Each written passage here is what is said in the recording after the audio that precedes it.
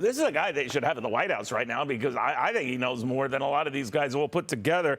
Gary Marcus, a New York University professor, who's really, got a very good handle on both the pros and cons of where this technology is going. Professor, great to have you back.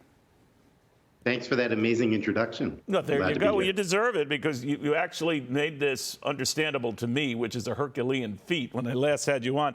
I'd like to get your sense of why this meeting at the White House. Obviously, we're worried, right? We're sending a signal that we're worried about where this is going. And is it going out of control, right? Absolutely. And more people are saying that. I've been saying that for a long time. A lot of people in the AI ethics community have been saying that for a long time.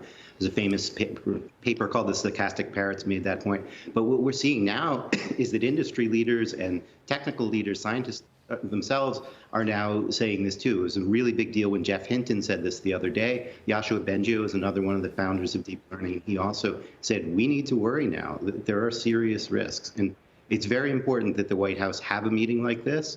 I'm a little bit puzzled by the guest list, let's say, along the lines you were kind of hinting at, which is I don't see why there aren't scientists and independent neutral parties there. So exactly. It's great the White House is meeting with the corporate leaders, but we can't just do this with the government leaders and the corporate leaders. We need scientists in the room, too. You know what? It's very analogous to me, at least, Professor, with those in Washington who wanted to get the players in the cryptocurrency arena together, the Bitcoins and all the others.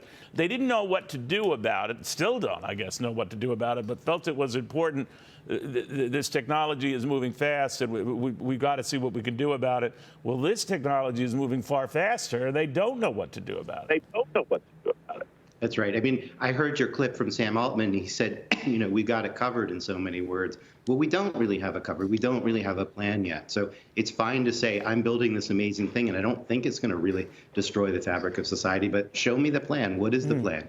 And also show us the data. What are you actually building your systems on? It's very hard for the scientific community to respond if we don't even know what's in these systems, how they're trained, and so forth. We need a lot more transparency than we're getting right now to have any hope of having the scientific community help. And the corporates on their own are not persuading me that they really have a plan yet.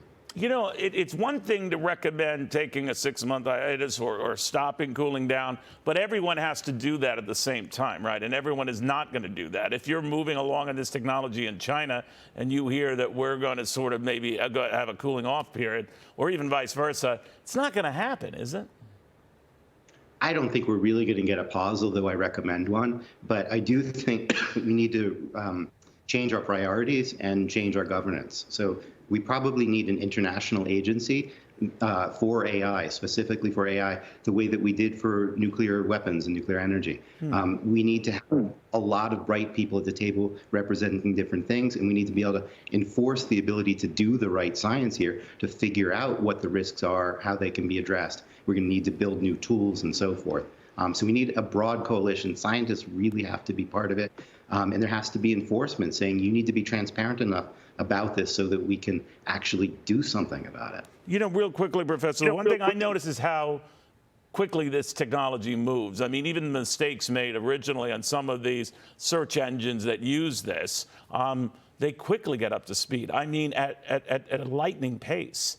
Is that a preview of coming attractions, that whatever we're trying to police, the bumps and all, it's moving far faster than we can respond?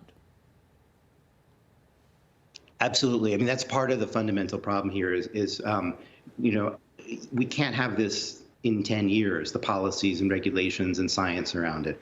The science is everything. The technology is advancing every day. We're seeing new risk cases every day. So more and more about cybercrime. We just saw that in a NewsGuard study that a whole bunch of websites are already using a lot of automatic generated content.